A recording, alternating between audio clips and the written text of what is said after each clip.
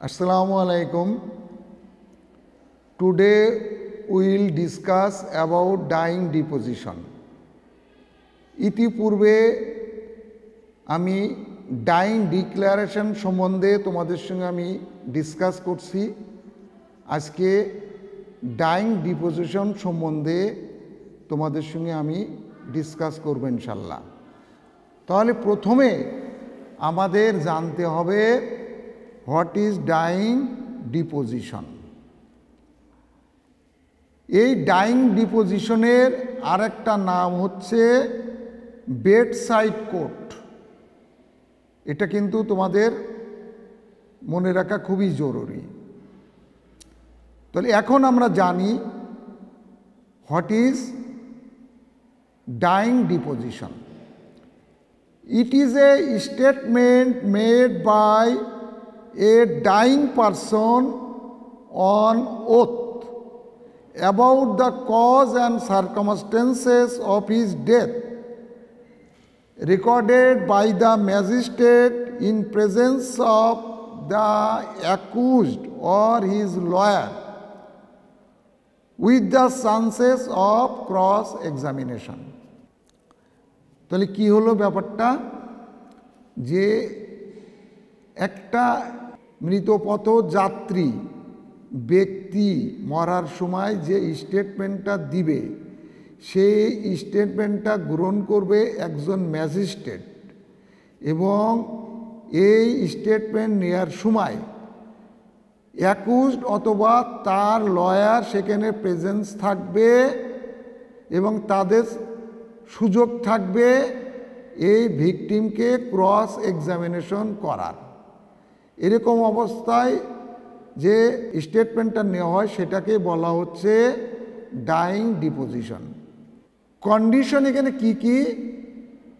Dyeing deposition নিতে হলে যে ম্যাজিস্ট্রেট নিবে, ভিকটিম বক্তব্য দিবে শপথ নিয়ে, এবং সেখানে অ্যাকুজড অথবা তার লয়ার প্রেজেন্ট থাকবে ভিকটিমকে ক্রস এক্সামিনেশন করার জন্য।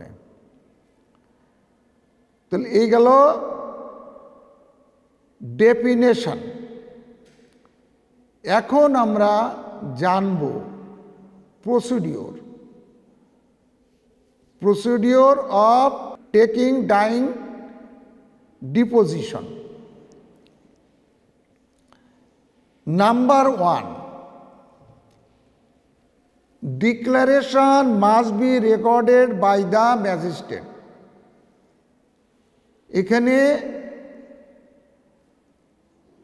যে ডাইং ডিক্লারেশন যে ঘটনাগুলো ভিকটিম বর্ণনা করবে সেটা লিপিবদ্ধ করবেন একজন ম্যাজিস্ট্রেট। ডাইং ডিক্লারেশনের বেলায় যেরকম ডাক্তারও বা অন্য ব্যক্তিরাও নিতে পারতো, কিন্তু এখানে ম্যাজিস্ট্রেট ছাড়া কেউ নিতে পারবেন। এই জন্য ম্যাজিস্ট্রেট সাহেব এই ডাইং ডিপোজিশন লিপিবদ্ধ করবেন।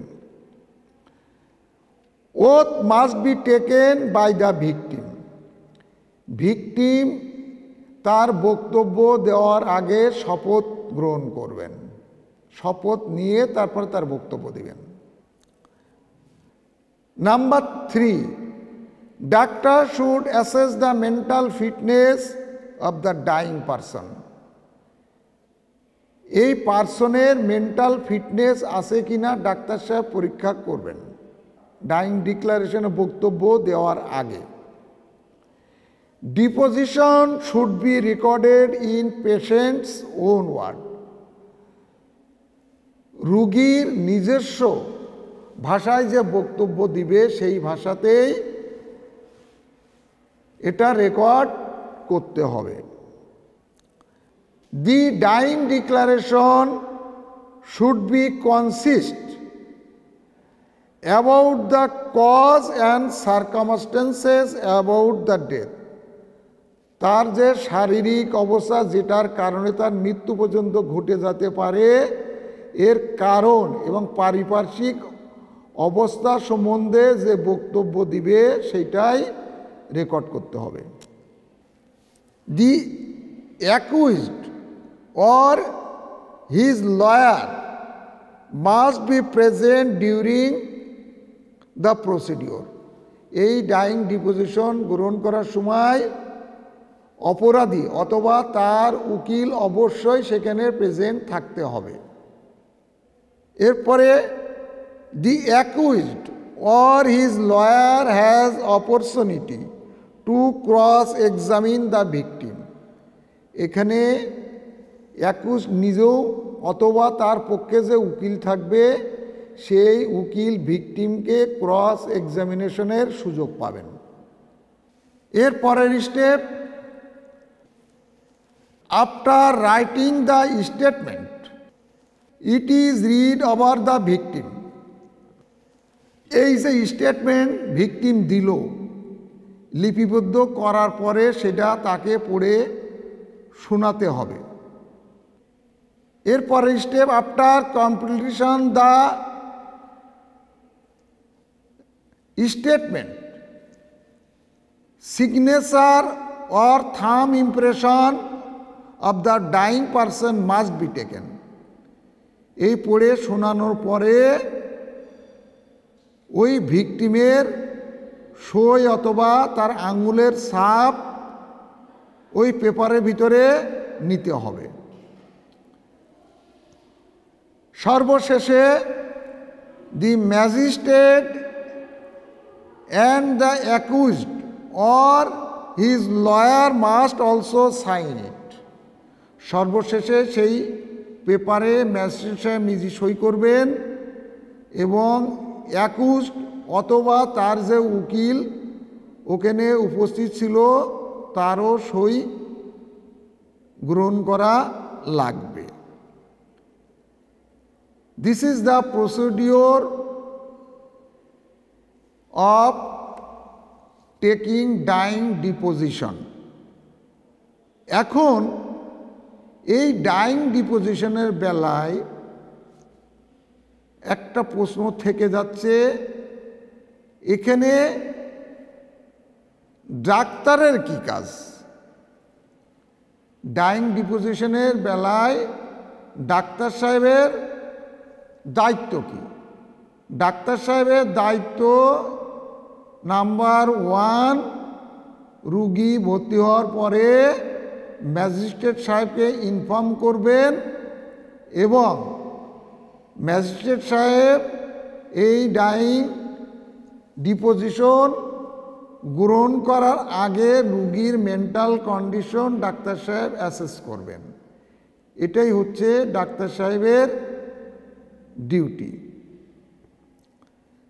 This is about dying deposition. সর্বশেষে আমরা আরেকটা জিনিস জানব। গত লেকচারে আমি বলেছিলাম dying declaration.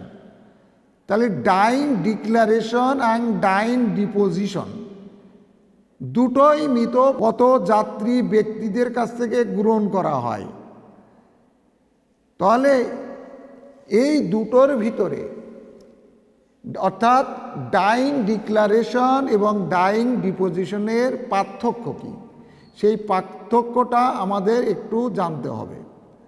Number 1, in case of dying declaration it can be recorded by magistrate or doctor। dying declaration ডাক্তারও নিতে পারেন অথবা ম্যাজিস্ট্রেটও নিতে পারেন। in case of dying deposition it only recorded by the magistrate। এটা একমাত্র ম্যাজিস্ট্রেট ছাড়া আর কেউ গ্রহণ করতে পারবে না। তাহলে গেল এই একটা difference. Number 2, in case of dying declaration no need of oath। এখানে ডাইং ডিক্লারেশন নেওয়ার আগে ভিকটিমকে কোনো শপথ নেওয়ার প্রয়োজন হয় না। But in case of dying deposition oath must be taken. Dying ডিপোজিশনের ক্ষেত্রে অবশ্যই ভিকটিমকে বক্তব্য দেওয়ার আগে শপথ গ্রহণ করতে হবে। Number 3, no need accused or his lawyer. Dying declaration গ্রহণ করার সময় অ্যাকিউজডের প্রেজেন্স অথবা তার লয়ারের প্রেজেন্সের প্রয়োজন হয় না। But in case of dying deposition, accused or his lawyer must be present. Dying ডিপোজিশনের সময় অ্যাকুজড অথবা তার উকিলের অবশ্যই উপস্থিতি জরুরি। In case of dying declaration, no chances of cross examination, অর্থাৎ এখানে ভিকটিমকে ক্রস এক্সামিনেশনের কোনো সুযোগ নাই। But in case of dying deposition there is a chances of cross examination, অর্থাৎ ডাইং ডিপোজিশনের সময় অ্যাকুজড অথবা তার যে উকিল থাকেন সেই উকিল ভিকটিমকে ক্রস এক্সামিনেশন করার চান্স পান। নাম্বার 5, ডাইং ডিক্লারেশন হচ্ছে লেস ভ্যালু আর ডাইং ডিপোজিশন মোর ভ্যালু। তো ডাইং ডিক্লারেশন গুরুত্ব কম, ডাইং ডিপোজিশনের গুরুত্ব বা মূল্য অনেক বেশি। In case of dying declaration, if the person not died, it has no value. Dying declaration দেওয়ার পরে রুগীটা যদি সুস্থ হয়ে যায় এবং না মরে, তাহলে এই ডাইং ডিক্লারেশনের কোনো মূল্য নাই। But in case of dying deposition, if the person not died, it carries the same value. Dying ডিপোজিশনের বেলায় রুগী যদি মারা নাও যায়, তবু এর মূল্য অনেক থেকে যায় বা মূল্য আছে বলে গণ্য হয়। This is about the difference between dying declaration and dying deposition. তাহলে